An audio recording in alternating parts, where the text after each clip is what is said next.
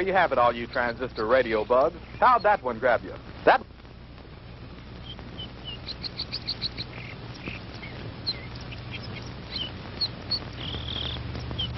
Howie, for heaven's sake, it's almost dark.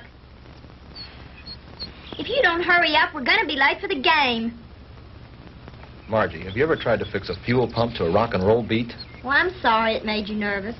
I just thought it was a good chance to get in some practice. It's okay. Forget it. Nothing I can do anyway. At least not way out here. Well, I wish you hadn't taken this crazy nowhere shortcut. Boy, this is like Lossville. I know. I goofed. And I've got to get some help if we're going to get there in time for the kickoff.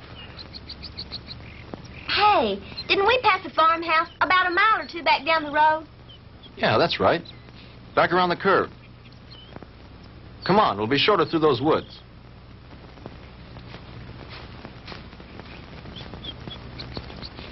Oh, Howie, look. I don't think we ought to go on that property. Look, you want to get to the game, don't you? Of course I do. Come on.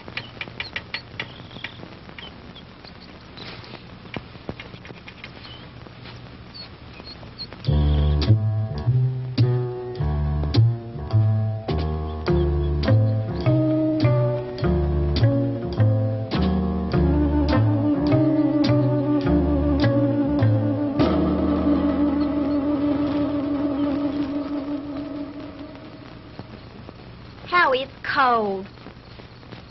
It's so dark, we should have brought the flashlight. It isn't working. Batteries are down and I forgot to replace them.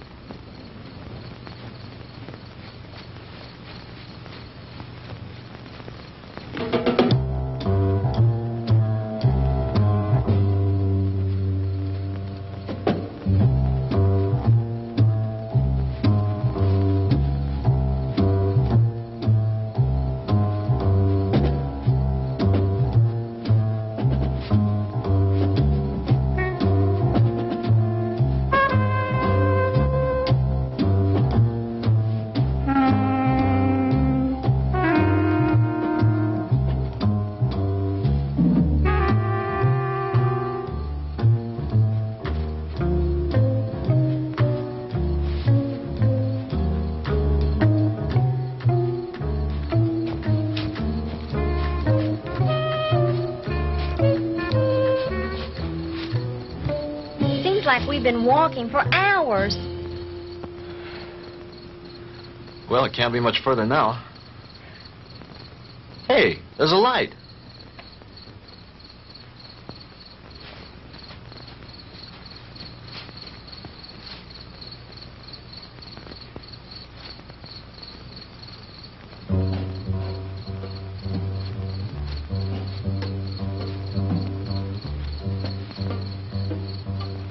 Huh.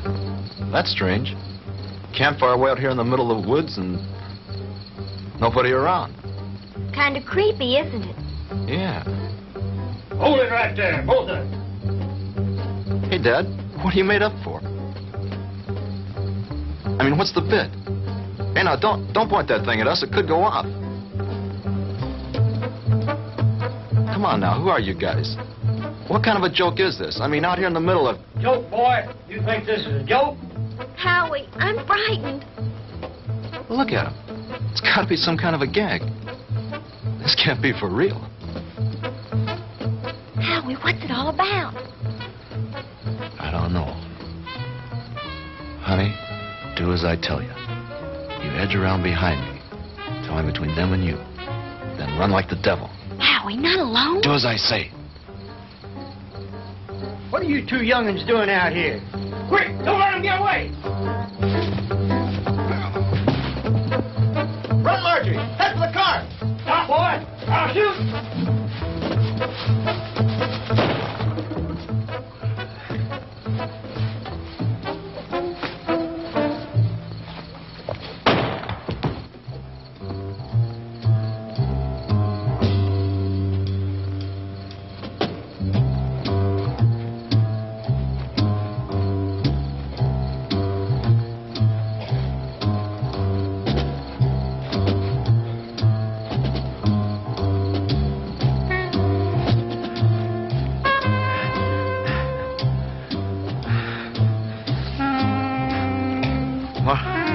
Margie?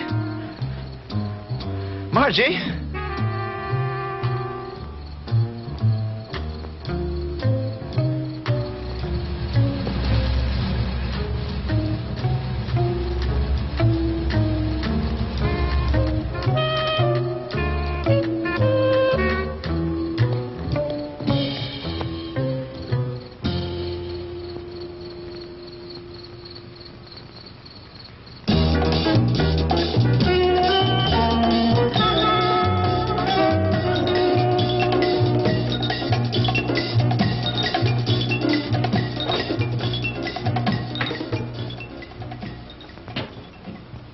Oh, hello, Jim. What do you need? I need my ever-loving paycheck. What's the rush? Payday's tomorrow. I know, but Reed said you'd have it for me tonight. Oh, did he now? Yeah, that way I get a couple hours head start on my first vacation in 3 years. Relax. The girl's on her way up from accounting with it now. Where are you going on this vacation? Someplace that can't be reached by telephone, telegraph, teletype, or carrier pigeon. You don't think we'd interrupt your vacation now, do you? Why not? You guys did it for the last 2 years. Jim, nice story you turned in. Well written. Had a lot of fun. When he talks like that, he wants something. As a matter of fact, there's one little favor I'd like to ask you to do before you leave. Uh-oh. Here it comes. As a matter of fact, here it is. The accounting department is certainly coming up with much more interesting figures lately. See you guys. Oh, come on, Jim. Well, this will just take a few minutes. Not much out of your way. All you have to do is get a few details and phone them in from there. From where? Carver Street Hospital. Murphy called in from police headquarters, and some college kid was brought in with a gunshot wound. Here's his name. Why doesn't Murphy cover it? He's on police tonight. He's busy on the cat burglar story. Who shot the kid? That's what I want you to find out. May not be anything in it, but you never can tell. Okay, I'll do it. But afterwards, I'm leaving for my vacation. Definitely, irrevocably, and finally. Do you read me, Great White Fathers? Only too clear. Have a good time. I intend to.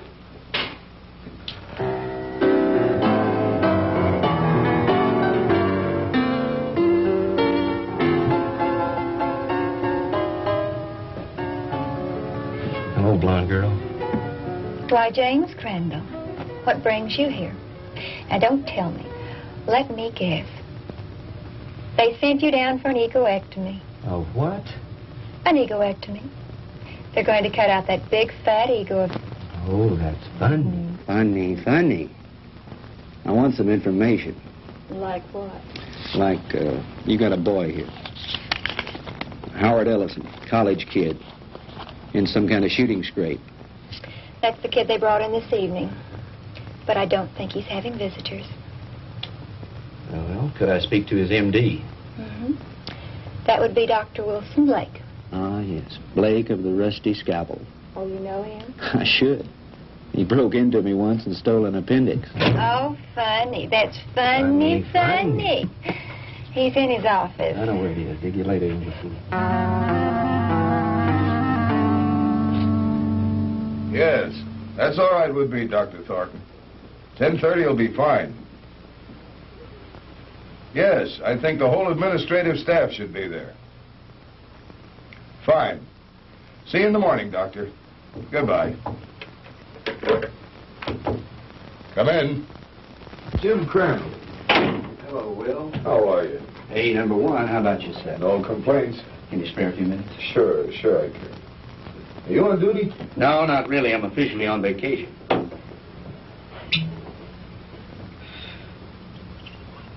Soda?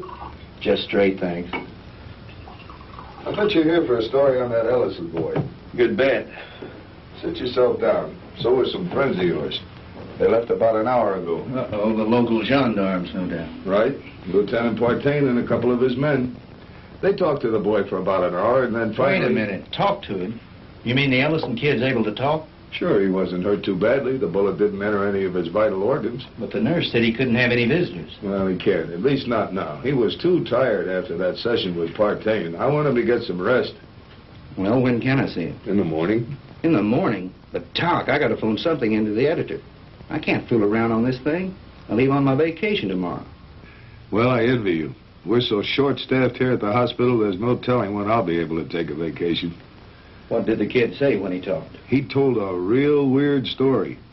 The police have a transcript of it. I'd rather hear it from you if you don't mind.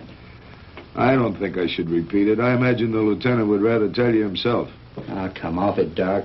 You know Partaine's not going to give me anything till he's good and ready. All right. All I can do is repeat what the boy said. But I'll warn you, you won't believe it. Suppose you try me. Well, this Ellison kid is a student at the university, a cheerleader, an honor student, an all-around popular kid. Early this afternoon, he and this co-ed... Co-ed? You mean there was a girl with him? Yes, one of the majorettes from the band, a girl named Margaret DeMar. DeMar? Couldn't be related to Sandy DeMar, the nightclub thrush. As a matter of fact, yes, her sister. Well, that adds a dash of color. What about the girl? I'm getting to that. Now, do you want to hear this story or not? Okay, go ahead. Well, early this afternoon, they left the university on their way downstate to that night game against Southern Tech. They had permission to drive down instead of going on the bus with the other students. They were running short of time, so they took a shortcut on one of those farm roads. Ellison's car started acting up and finally quit on them. They had to have help, so they started walking, trying to make it to a farmhouse. I said, hold it right there. Hey, Dad, what are you made up for? What are you two young'uns doing out here? Quick, don't let him get away!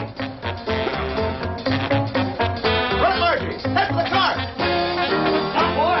I'll shoot! He started running, and that's when he got shot. He got up and he kept on running.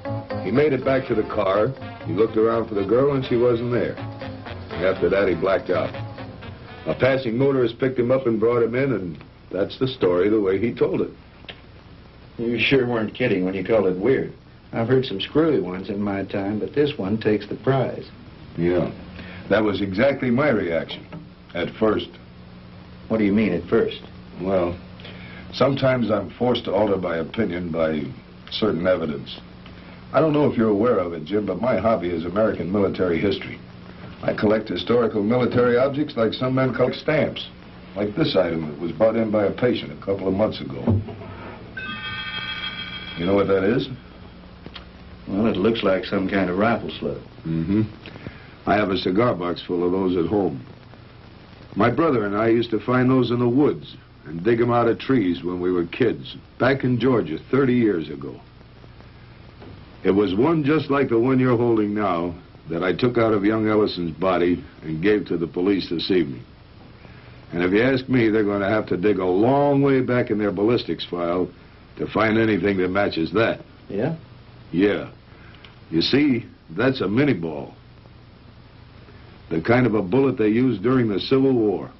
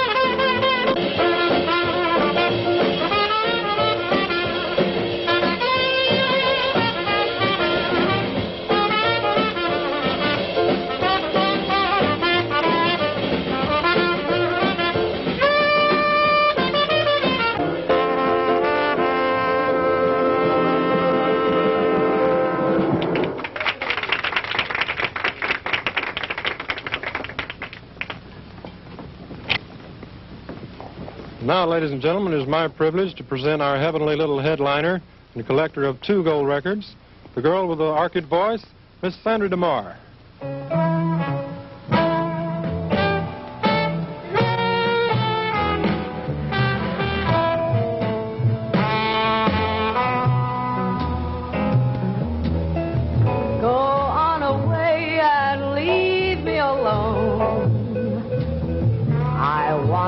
By myself when I cry, and there's gonna be some crying, 'cause I just told my baby goodbye. Get out of here and leave me alone. I don't care whether I live or I die, 'cause my life's already over. It ended when you told me goodbye.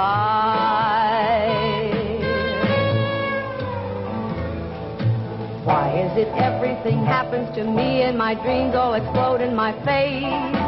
He was my own for a while, but he's gone, and I know no one can ever take his place.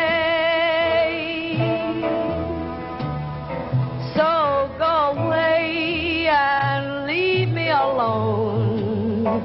I've got a right to my own private cry. Coming down with the sorrows, 'cause I just told my baby goodbye.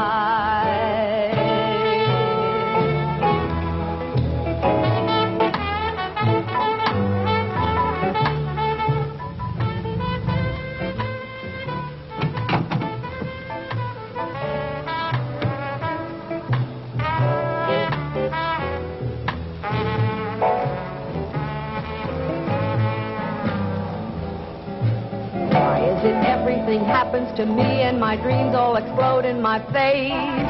He was my own for a while, but he's gone, and I know no one. Evening, Ramon. Is this visit official?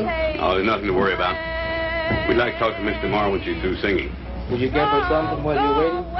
Thank you, no, we're on duty. Leave me alone. I've got a right to my own private cry. I'm coming down with the sorrows, 'cause I just told my baby goodbye.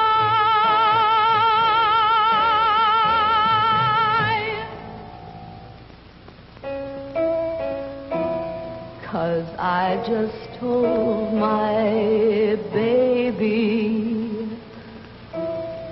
goodbye.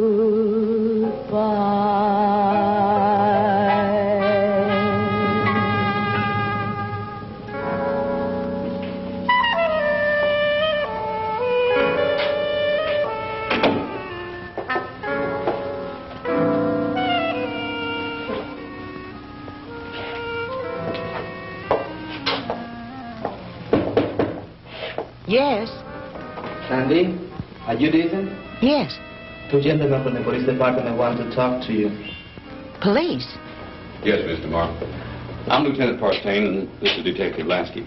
We're just making a routine investigation. Have you heard from your sister this evening? Margie? Why, no. Why do you ask? Well, we just thought she might have called you. You see, we have reason to believe she may be missing. Missing? I don't understand. She's at a football game in Stephenville with Howard Ellison. I'm afraid not, Miss DeMar. Maybe you'd better sit down and let me tell you all that we know about it so far.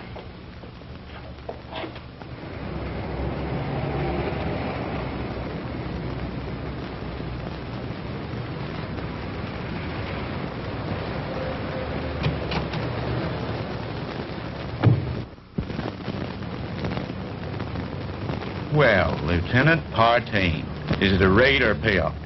Lasky, we got the Walter Winchell of the Boondocks again. You been talking to the DeMar girl? So you know about it already? Yeah, but not enough. Can you fill me in? At this point, you probably know just about as much about it as we do. Why don't you stop by the office in the morning when we have more time to work on it?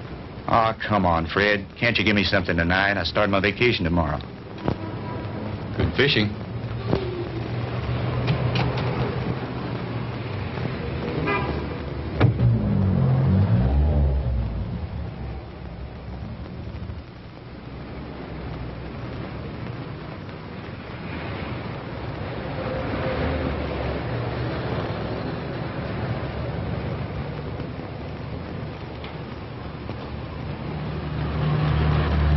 Miss DeMar? Yes? I'm Jim Crandall with the Sentinel. Could I talk to you a moment? I'm sorry, Mr. Crandall. I really haven't time to talk. I've got to get home in case my sister calls. Well, that's what I wanted to talk to you about. Can I give you a lift home? Thanks, but I'll take a cab. Well, they're kind of slow this time of night. Well, all right, if you're sure it's not out of your way. Of course not. It's part of my job.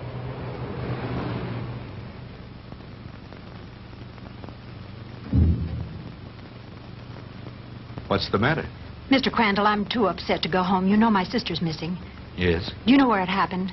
just about. Would you drive me there? It's nearly 1 o'clock in the morning. Besides, what if she calls you? If she were going to call me, I'm sure she would have done so by now. It's nearly a 45-minute drive up there. Howie was picked up on a farm road just this side of Stephenville. It's too much trouble. You can drop me at my apartment, and I'll take my car. You're pretty determined to go, aren't If you? my sister's in trouble, I've got to be near her. Hop in. I need to go up there myself.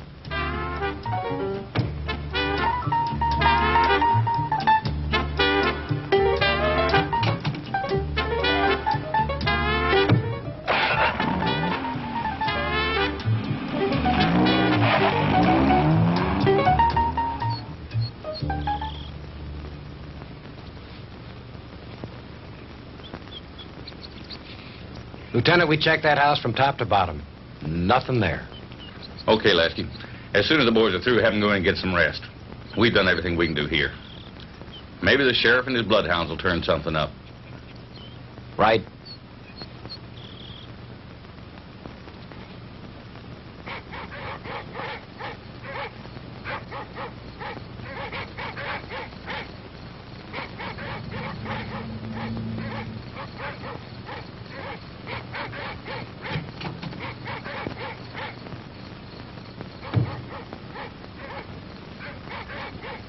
Lieutenant Partain around. He's up in the woods someplace. Evening, ma'am. Has there been any news of my sister? You're Sandra DeMar? Here comes Partain now.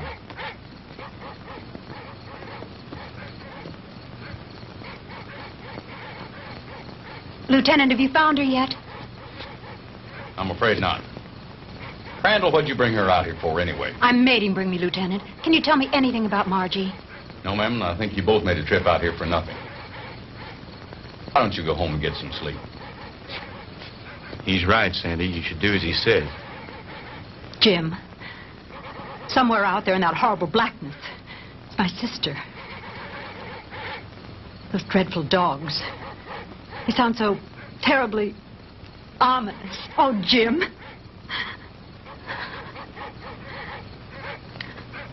Come on. We'd better get back.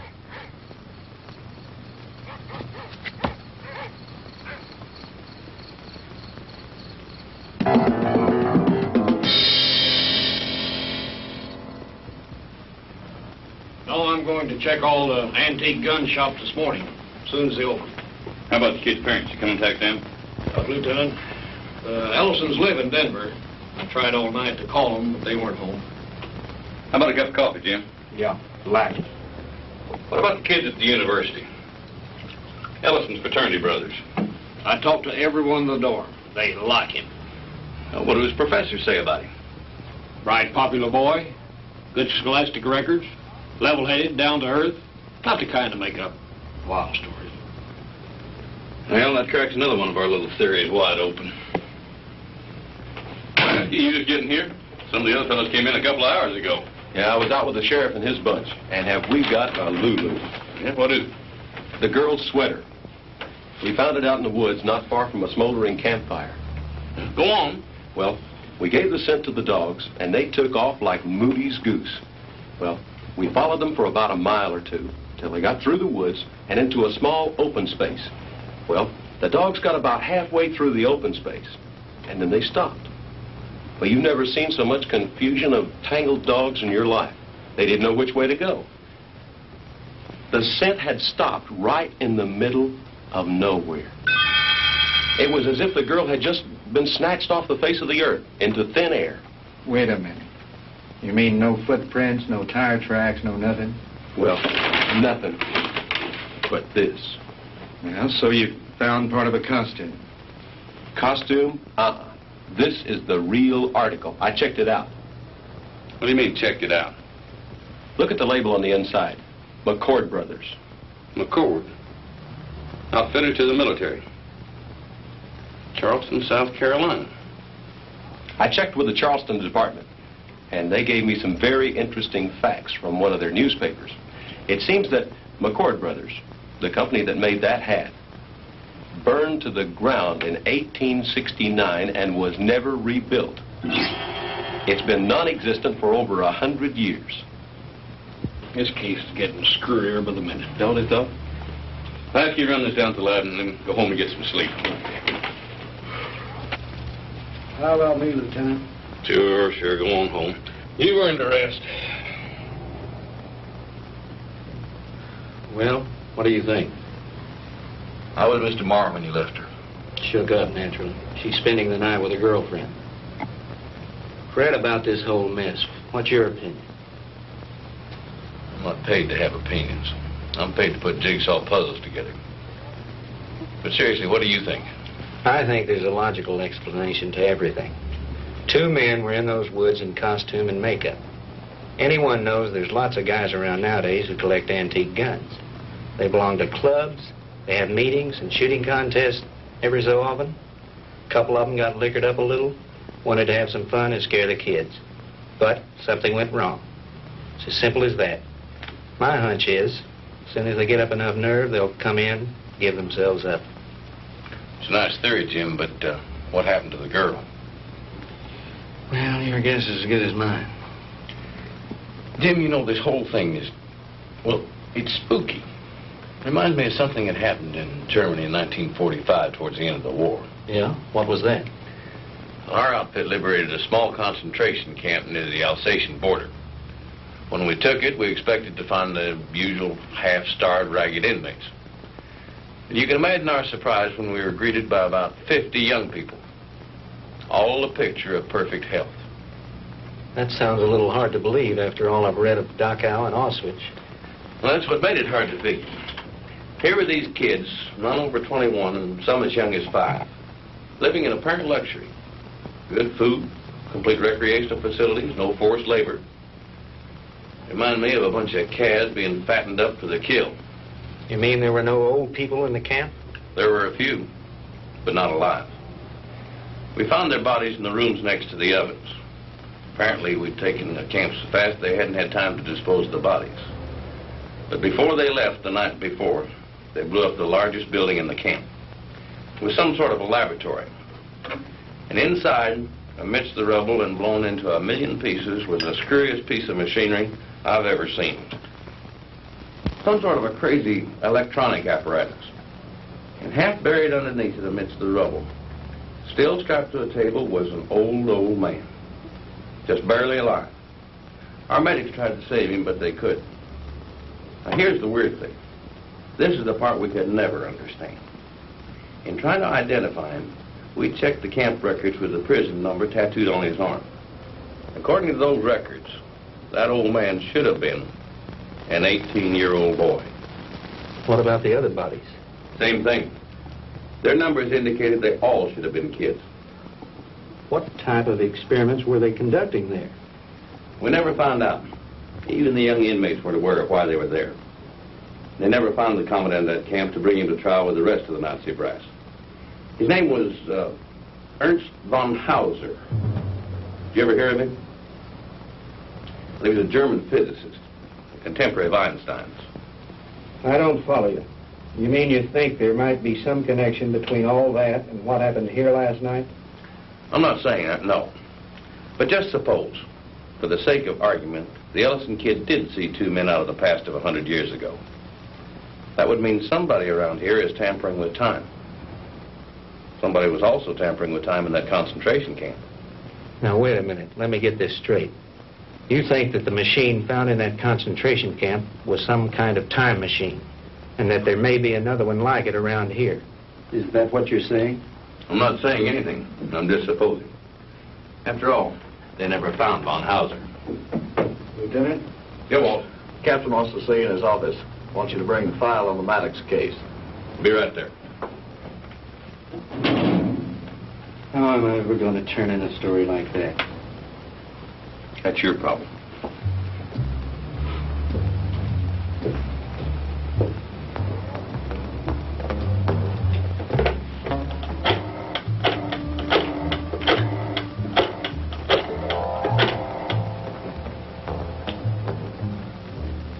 Hello? Give me the city desk.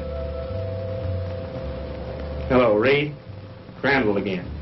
Would you tell Shaw I'd like to postpone my vacation and stick with the Ellison story? Yeah, that's right. You know that Pulitzer Prize you're always kidding me about? Well, if this thing turns out to be what it looks like, I just might win it. No, nothing new at the moment. I'll keep you posted. Yeah, I've got a little research to do in the library. Then I'm going to the hospital to interview the kid. Right. Talk to you later.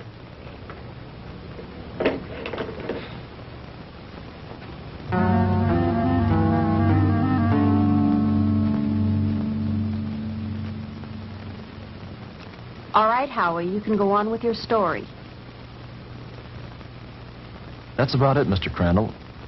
I remember reaching the highway, and Margie wasn't there. And then I blacked out, and the next thing I knew, I was here at the hospital. And you really don't think, Howie, that those guys were just a couple of cooks in Civil War costumes? Mr. Crandall, I don't know how to explain it, but I got the distinct feeling that these guys were for real. I mean, like something straight out of Gone with the Wind. Howie, what's your idea of what happened to Margie? Do you think these two guys grabbed her? I don't know, Mr. Crandall. I don't know. That's what's bugging me out of my skull. Nurse, is Mr. Ellison awake? Yes, he is. He has another visitor, but you can go on in. Thank you.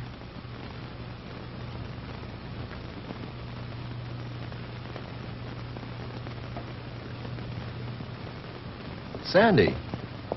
Hello, Howie. How are you? Hello, Jim. Good morning. Have you heard anything from Margie? Not yet. I brought you some flowers. Thank you, Sandy. I'm sorry about all this. I mean... It's all right, Howie. Now, don't you worry. Whatever happens, I know it wasn't your fault. Jim, have the police found out anything yet? No new developments. I'm going up there in a little while and have a look around myself. I want to see the place in the daylight.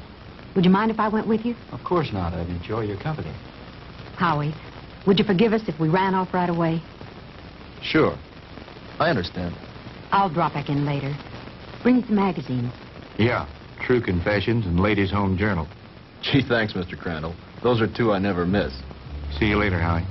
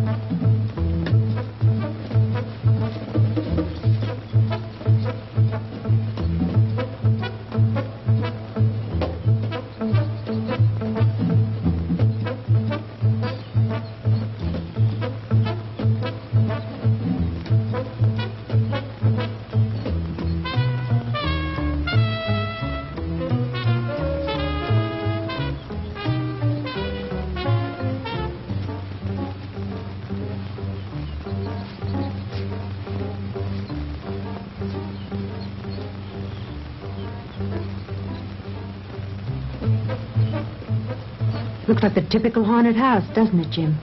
Yeah. The meadow where they found the cap and where Margie's trail ended is supposed to be nearby. Do you think this old place has anything to do with her disappearance, Jim? I don't think so.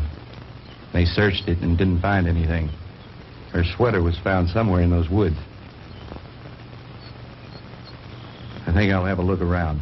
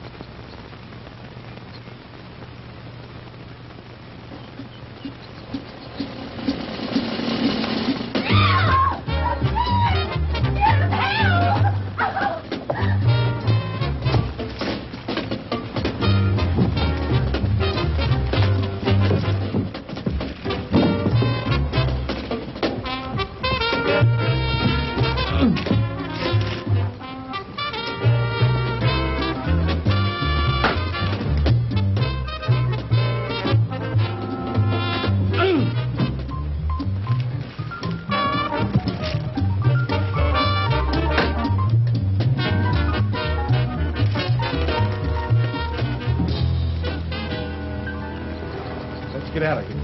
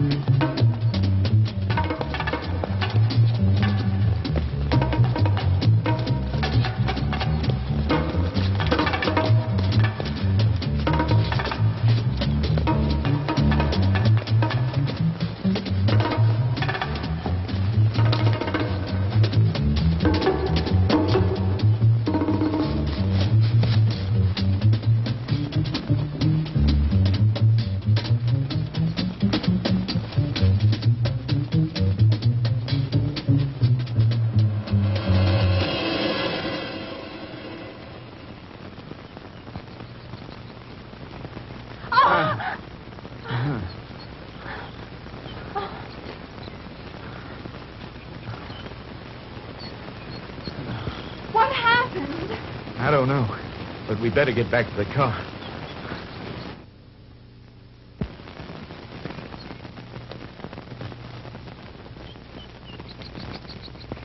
Jim! Oh, the car! It's gone!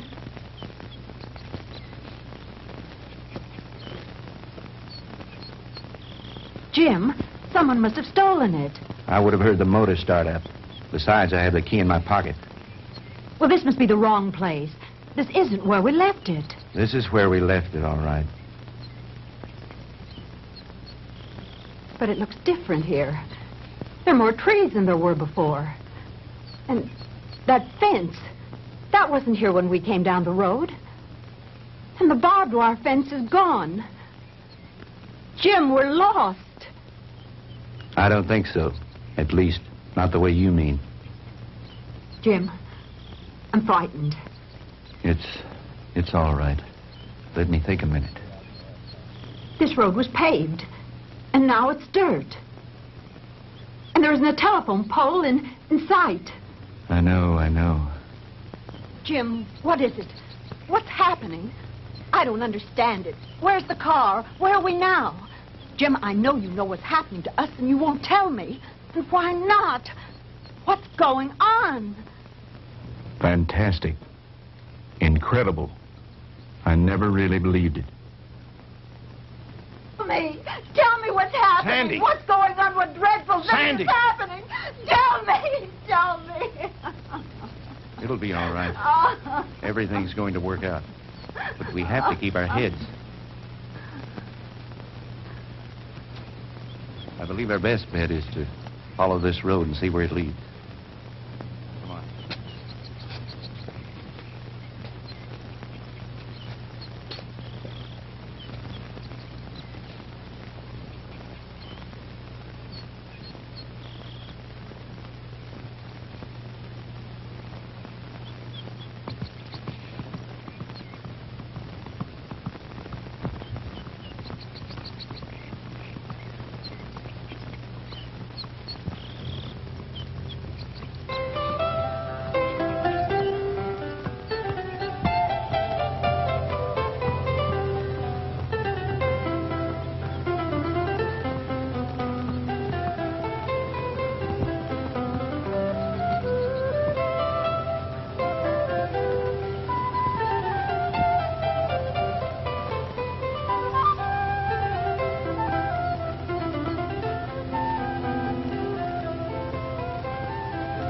Jim, his clothing. I know.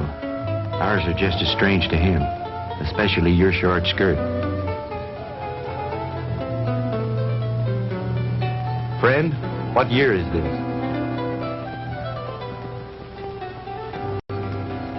Where are we? Witchcraft! Witchcraft! Ha!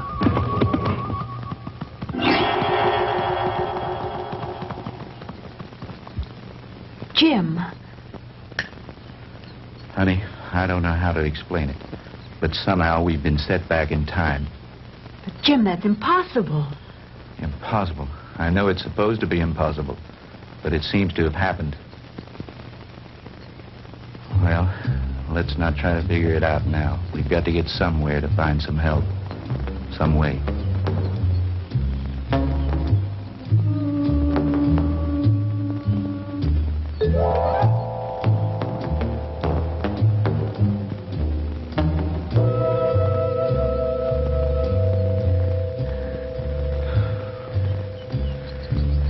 Jim, I'm sorry, but I don't think I can go any farther. I simply have to rest. All right. We'll stop for a while.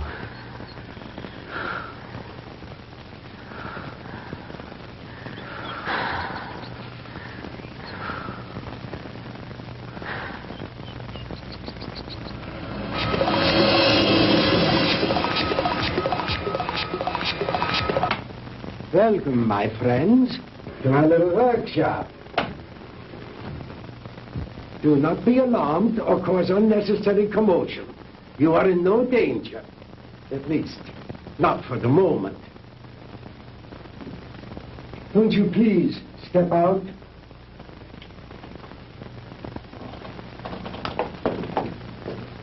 I am Dr. Ernst von Hauser. These are two of my assistants, Manfred and Wolf. Where are we? I told you. We are in my little workshop. And I tell you again, please do not be alarmed. What time is this? What century are we in? Does it matter, my friend? There really is no such thing as time, except as a relative measuring device in your own mind. We're not interested in double talk. What happened to Margaret DeMar? What have you done with it? Please, Mr. Crandall, you will please remain calm. What have you done with my sister? Your sister is entirely safe, Mr. Marr, and I assure you I did not bring her here intentionally. She certainly didn't come here of her own free will. I didn't say that. I brought her here to keep her from harm. Then where is she? Let me see her. But of course. To the armor! Come and see here. Schnell! To the armor. Bringen Sie Fräulein DeMar zu ihrer Schwester. Well,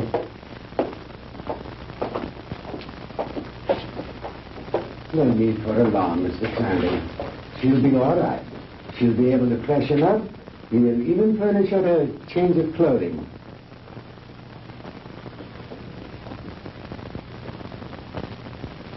I notice you were intrigued by my servant girl, Didiana.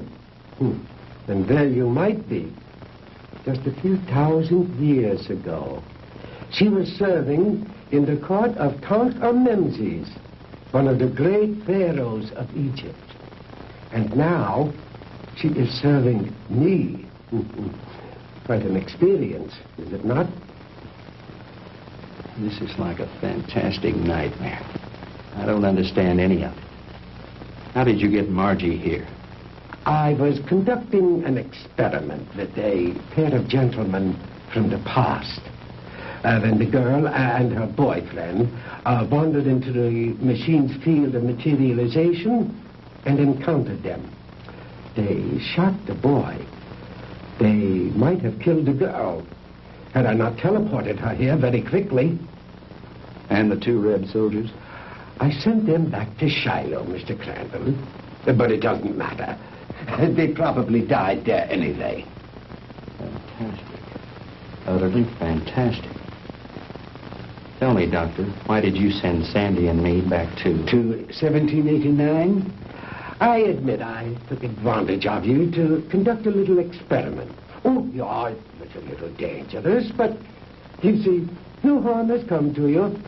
Super spectronic relativity? I believe that's what you once called it. Oh, then you are familiar with my work. To some degree, yes. I read up on you this morning in the library after talking with the police. Oh. And what did you learn about me? Quite a bit. I know of your early career and some of the brilliant discoveries you made in the field of physics, and that you were expelled from the International Congress of Physicists because of your theories. Oh, that was a humiliation which will soon be avenged, Mr. Crandall. But go on. What else did you learn of me?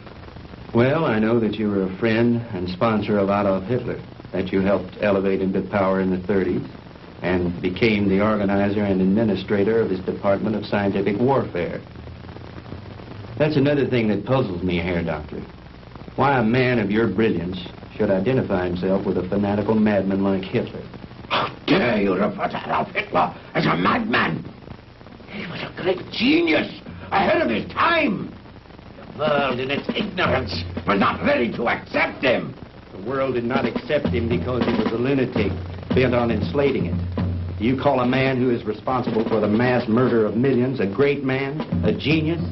Anyone with enough intelligence to examine history knows there are times when lives must be sacrificed for the benefit of future generations. And he was willing to do this in order to lead his people into darkness, into oblivion. That's where he was leading them. And like all other power-crazed dictators before him, he failed. Thank God there were people in the world with enough courage to resist and to conquer him. What do you know in your stupid, petty little mind?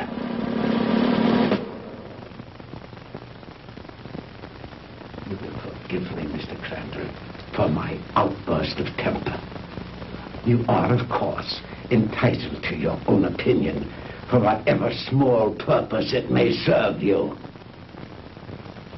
Let me enlighten you, Mr. Crandall, on a few things of which you and the rest of the world are unaware. Blame for the loss of the war cannot be laid to Hitler or his doctrines. It was I who failed him. Me and the General Staff. He called for weapons, super weapons, to turn the tide of war in those last few days. Because of my inability to deliver those machines soon enough, we were defeated. It might interest you to know that during those last few months of the war, we had almost perfected weapons so far in advance of anything that had gone before them as to make modern warfare in all its forms completely obsolete.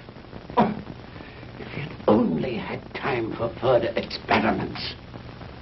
I know of some of your experiments, like the ones carried out in a certain concentration camp. Oh, then you know about the aging machine. Yeah, they had almost perfected that one when the war ended. Oh, but that machine was one of the more primitive devices. like the jets and the rockets that we used so briefly. We were in the final stages, Mr. Crandall, of perfecting weapons that were truly astounding and against which you would have had no defense. A cannon that killed with sound waves, yet was completely silent.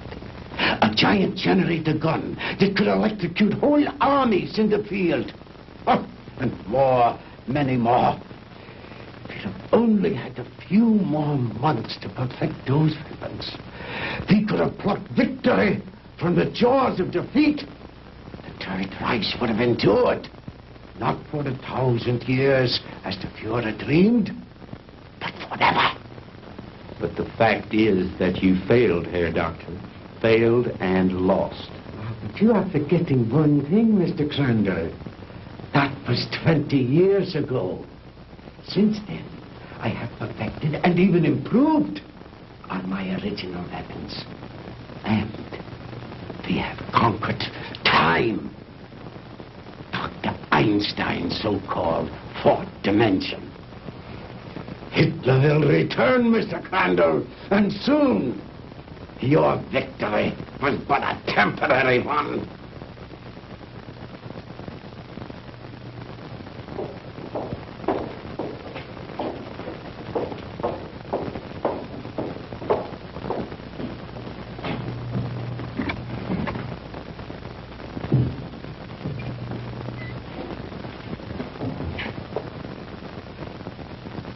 Margie, baby! Sandy! Honey, are you all right? Did they hurt you? Oh, Sandy, I didn't think I'd ever see you again. Oh, I'm all right.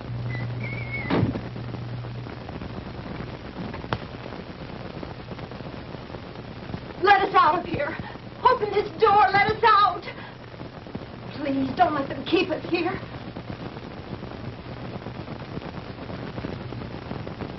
I have my own underground atomic power supply. Here are the master controls, and here are the selectors.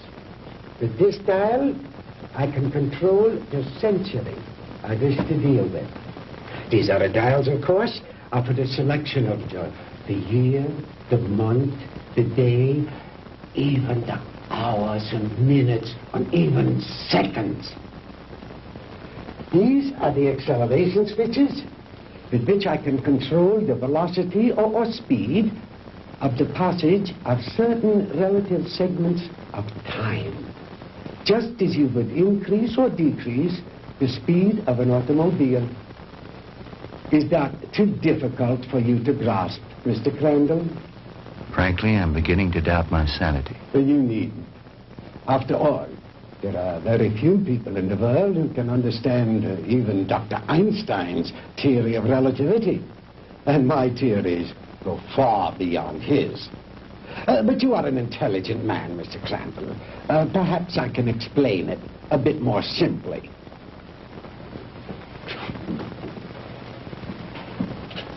We will let this line represent the world. With a line here to represent the equator, and a mark here and a mark here for the north and south poles. If an aircraft starts here, this side of the equator, and starts going up and up and up, it is going north, toward the North Pole. But the instant it passes over the pole, it is no longer going north.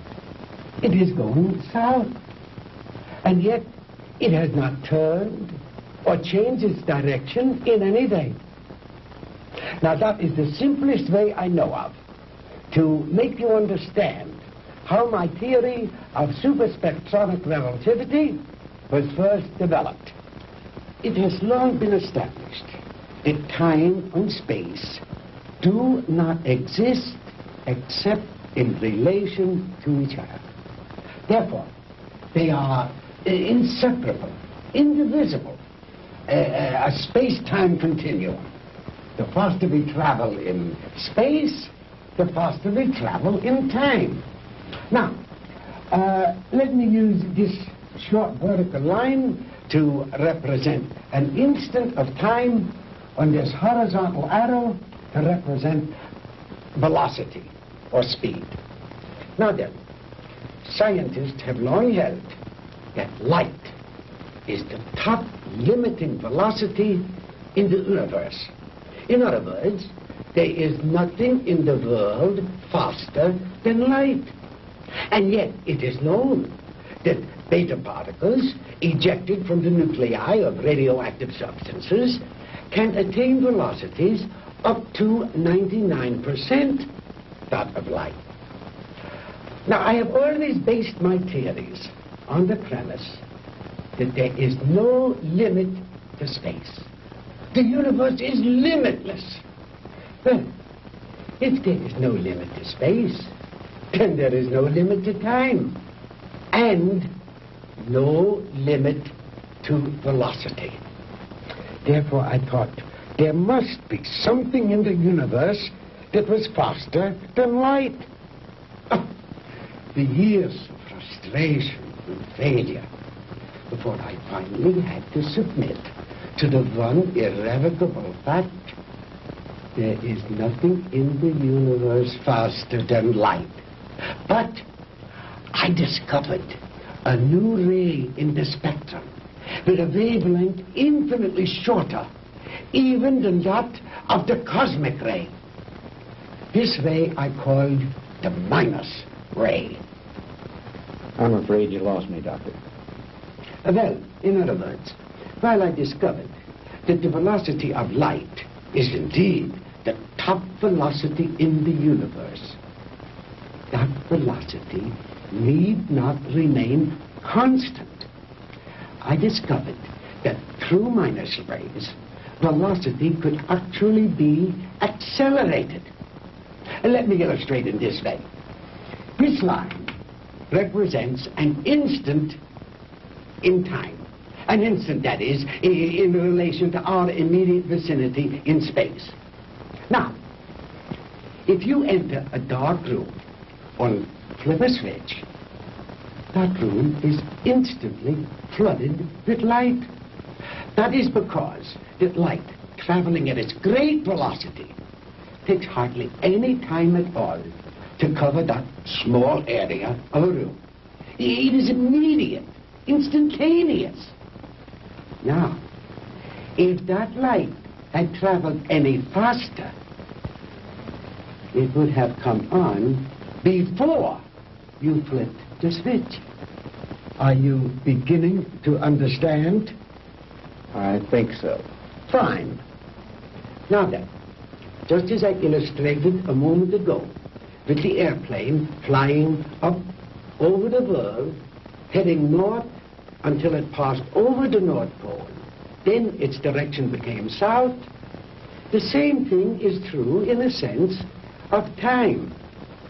If the velocity of ordinary light, represented by this arrow, should be accelerated, then it will pass beyond the instant, represented by this vertical line, and no longer be moving in the direction of the future, but it will be moving in the direction of the past.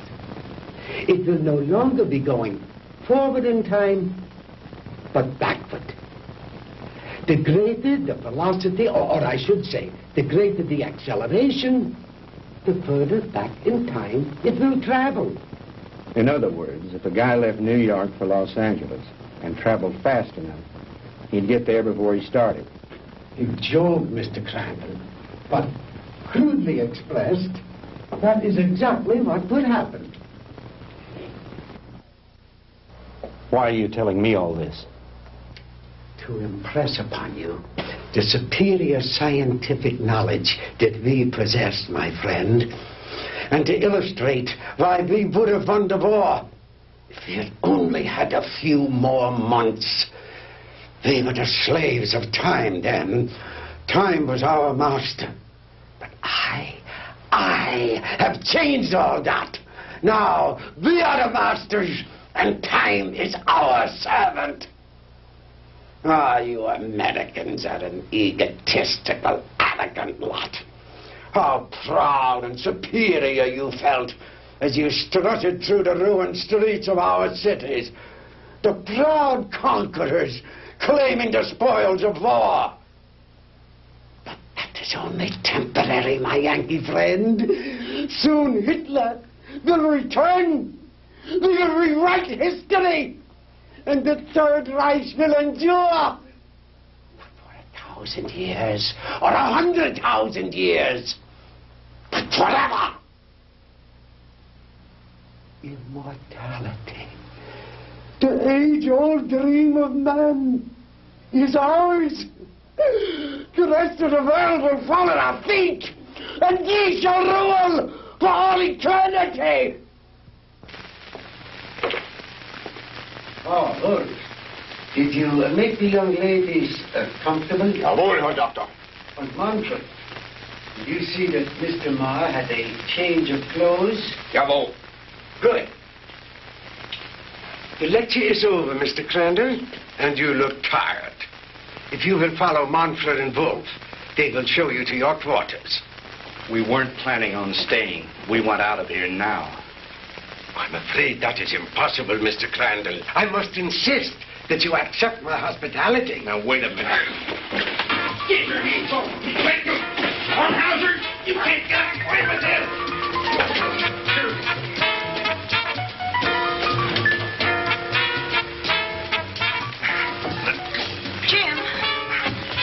Jim! Sandy, are you all right? Oh, yes, we're all right, but why are they locking us up? What are they going to do with us? Nothing if I have anything to do with it. Oh, don't hurt him! Oh, don't hurt him! Oh.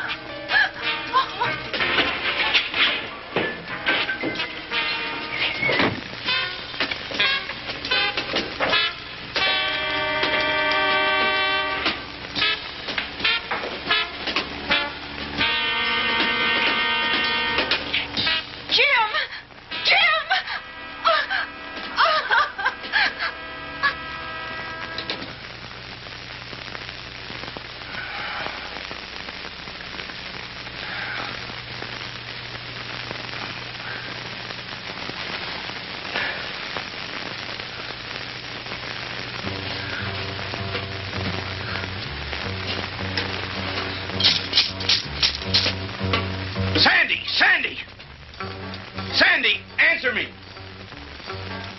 We're here, Jim. We're all right. How about you?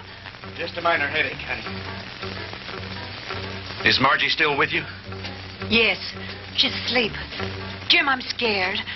What do you think von Hauser intends to do with us? I don't know. But I do know one thing. I've got to figure a way out of here. Sandy, honey, I'm sorry about everything. I shouldn't have brought you with me this morning. It wasn't your fault. I asked to come along. After all we've been through, you must be beat. Have you had any sleep? No, I was worried about you. Well, try to get some rest while I do some thinking. Okay. As soon as Margie wakes up, I will.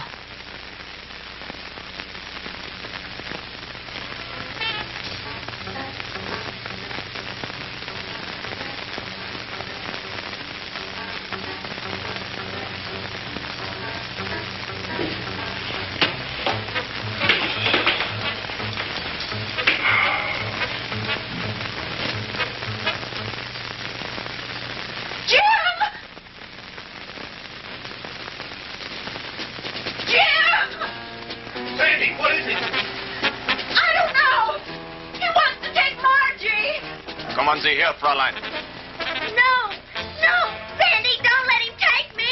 Kommen Sie her. No, Sandy. No, leave her alone. Take your hands off her. Don't let him take me, Sandy. Don't let him take me. Turn her loose. Oh! Sandy, who is it? What's going on? No.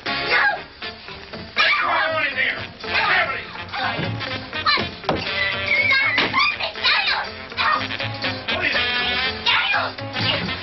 What are you doing? Taking her.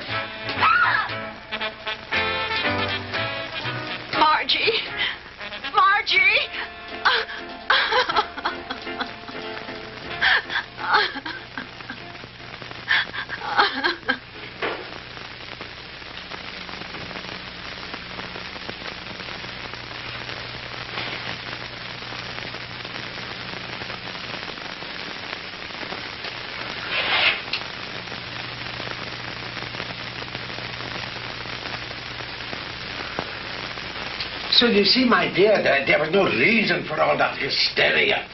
You've really nothing to fear. While I have never before tried sending anyone into the future, there is no reason to believe that the experiment will not be successful.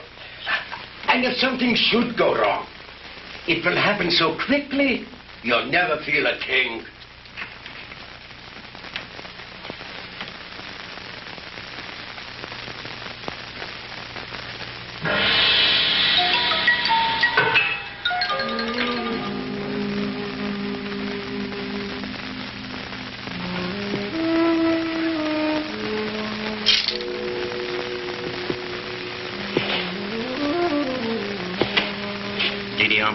It is time you eat now. You speak English?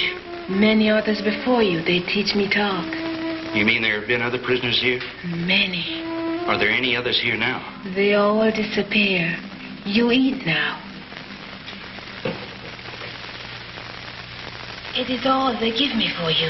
It's all right. At least it's better than nothing. Didi Alma, you've got to help us. You're our only hope. No.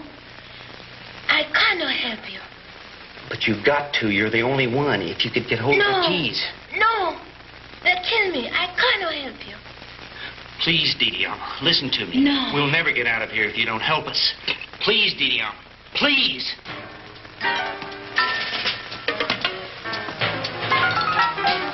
I bring you food. You eat. Thank you. Sandy, see if you can persuade her to help us. It may be our only hope. Someone come. I must go now. What's it, Los House?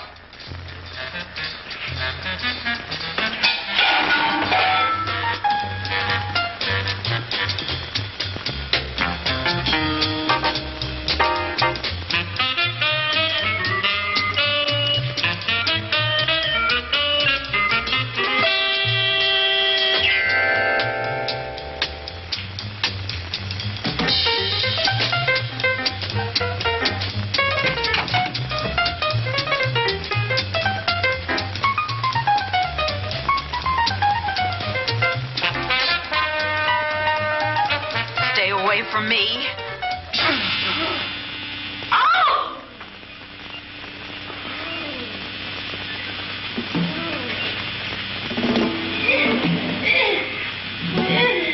Sandy! Sandy!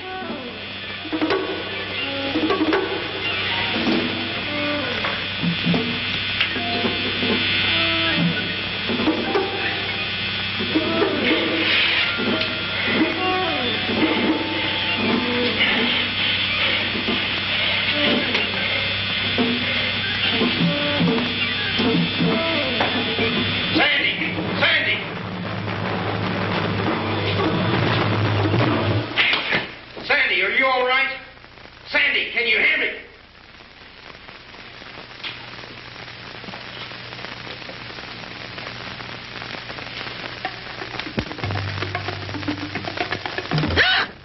Sandy, honey, thank God you're safe. Quick, get his keys.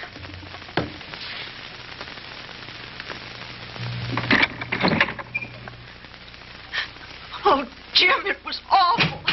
He strangled her. It's all right, honey. Try to get hold of yourself. We've got to get out of here. I'll be fine.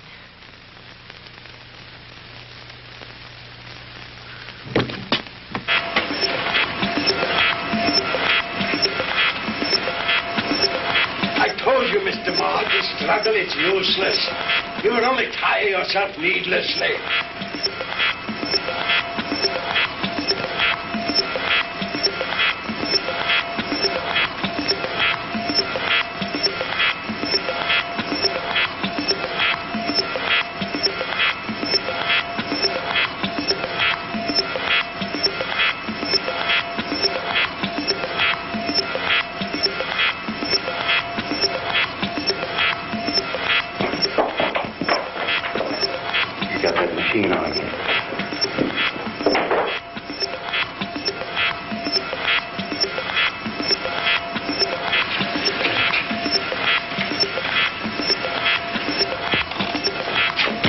Switch it off, Doctor.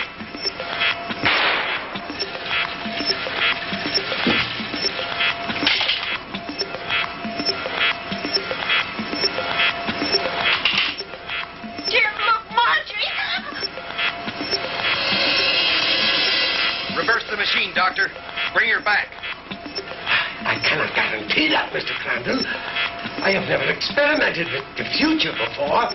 You insane, sadistic. If you don't bring that girl back, I'll empty this gun into that warped brain of yours.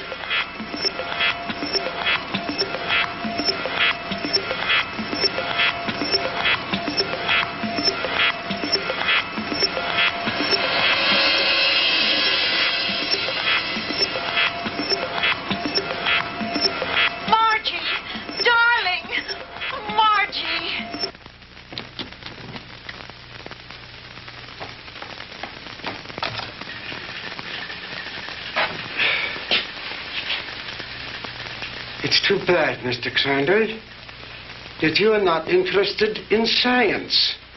But you Americans are so impractical anyway. Jim, look out!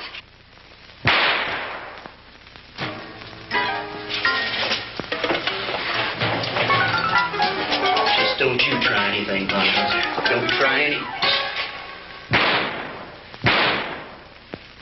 That should cut down on your time travel, my good doctor.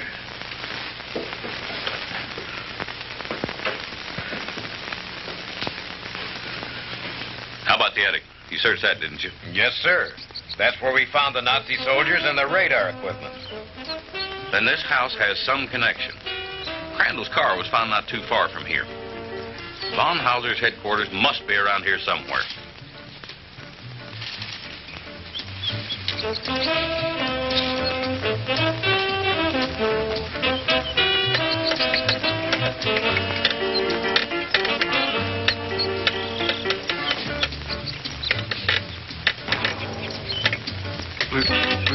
Lieutenant? Yeah?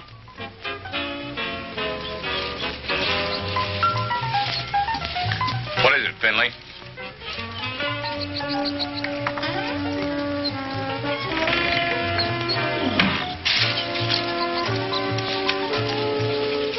Jim, and the DeMars.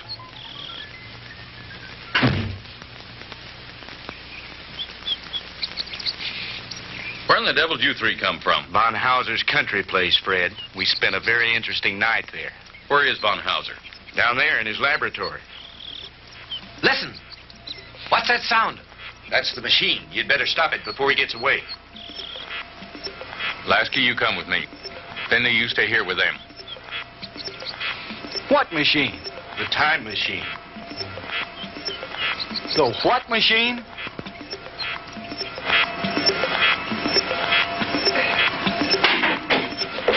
All right, Professor, hold it right there. Get away from that machine.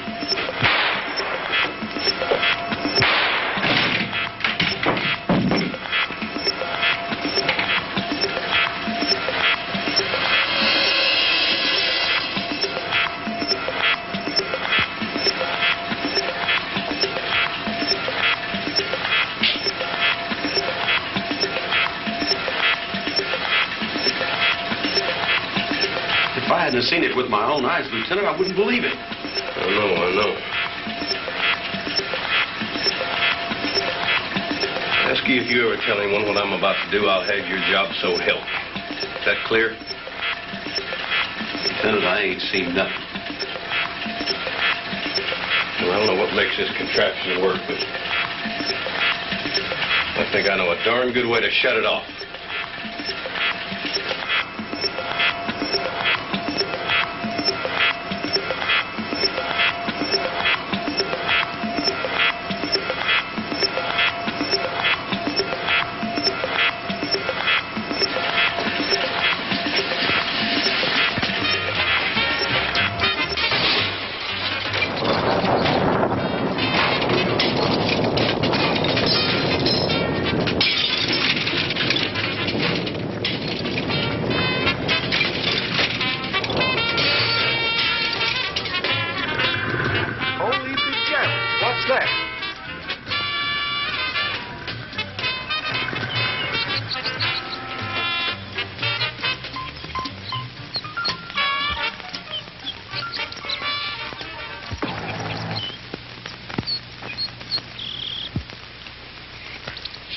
What happened down there, Fred?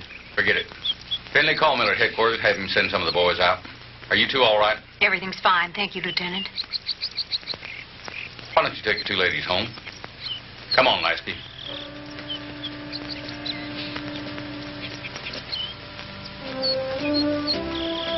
The machine? Mangled beyond repair or recognition. Too bad the big brass didn't get a chance to look it over, isn't it? But why, Fred? You had no right. No right, huh? Listen, the way I figure is like this. Sooner or later, some other joker is going to invent a machine just like it. Maybe by then the world will be ready for it. God only knows we aren't now. Hydrogen bombs are enough for people to worry about. Yesterday should be left alone. Because today, the world has enough problems. Just trying to make sure we'll have it tomorrow.